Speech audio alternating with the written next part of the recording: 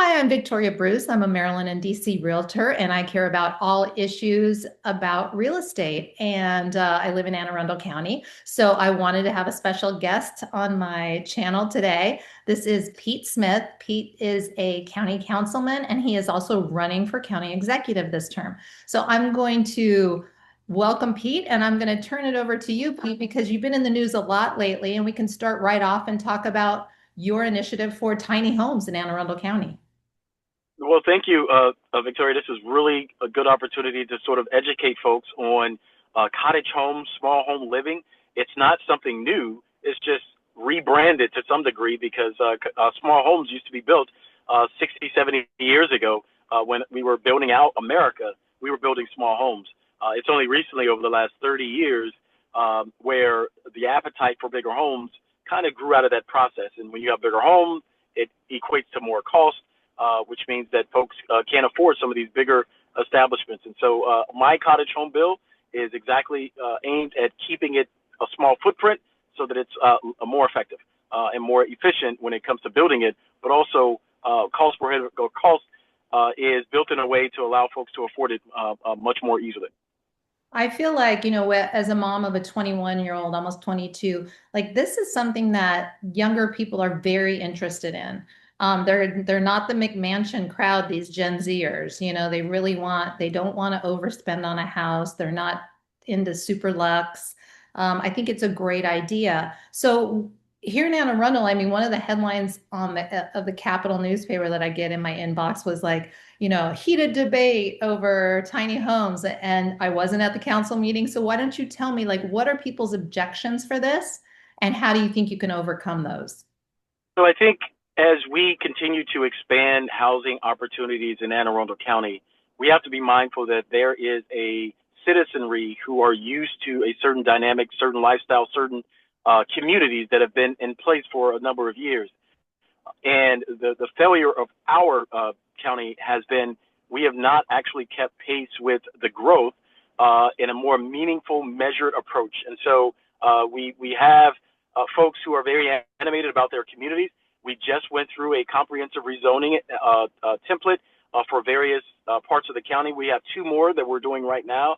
And so when we went through those things, there was this appetite or this assumption that we were done sort of identifying what the land could be for the county. And so these new measures that add additional flexibility or different options sometimes scares folks that there's going to be this onslaught of communities that are built in their neighborhoods that are designed for larger communities. And so that's where some of the fear and the frustration comes from. But at the end of the day, we have to make and create opportunities for folks to actually be able to live in this county. Even your own children, when they go to school and they graduate, where are they going to live? They're not new people to the county. They live here and they were born here, and they should be entitled to have the opportunity to live and work where they were born. And so we're just trying to keep pace with that generation of folks who want to have opportunities here in Anne Arundel County.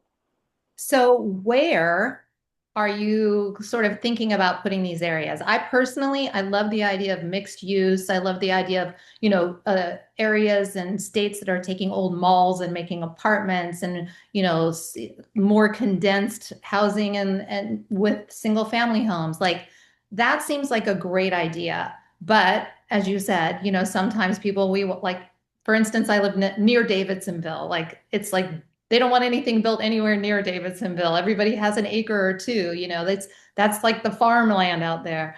Where do you suggest that this is built, and how does it not become, oh, just an area of lower income where people feel kind of pushed aside into those smaller, lower income homes?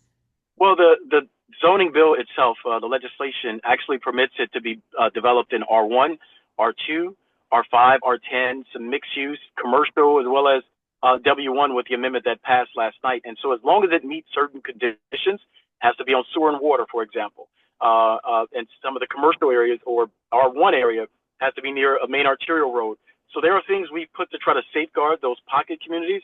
So you're not placing large, scale developments in there. And these were never designed to be large scale developments, right? These are, you look at these infill lots of small land, 1 acre or 2 acres, that have the ability to do and add some value, but it doesn't make sense for a community. But for a cottage home development might be the ideal transition from that commercial establishment to residential, or just to make better use of that land that's in a pocket where it may not be available. So the zoning classifications allow them to be built just about everywhere. There is R1 and commercial and some C1, C2, and C3 land, so that it gives us some options so we can make that happen. So yes, that's exactly what we're doing. Throw out there like R1, R2, R standing for residential, C standing for commercial. Commercial. So yeah, I think that is another thing. I think sometimes with public transportation being a big issue in Anne Arundel County, we do not have good public transportation for a lot of people.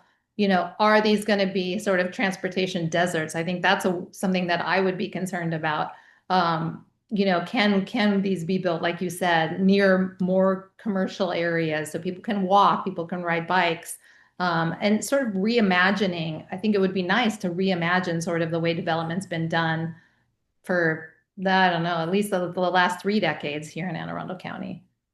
Well, if you look at what motivated me and where motivated me, some of the parcels that I'm interested in making sure those opportunities exist, they are near transportation corridors. They have bus lines. One is actually right across the street from the mall on the other northern side of 100. It is a perfect location for something like this because it's near a job sort of area as well as commercial and transportation. And so I'm excited about this because I think it's going to open up doors for that inventory of products that are like 250,000 or less. If you go and buy a home online today and you search for, put 250 as the cap, you're almost not going to get any of those products available for you. And so this is creating that first step, and that's what I call it, the first step for housing attainability and purchasing options for folks who are in that the spectrum on the income level where they have the ability to purchase something that's $250,000 or less. If you make, $200,000, $300,000, $400,000 as a household income, you don't necessarily have a problem attaining housing, right?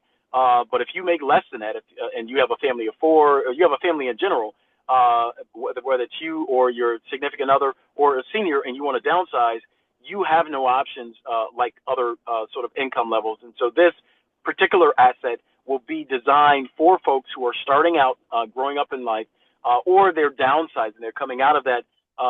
They don't need 6,000 square feet. They don't need 4,000 square feet. This 800 or less is the perfect transition for them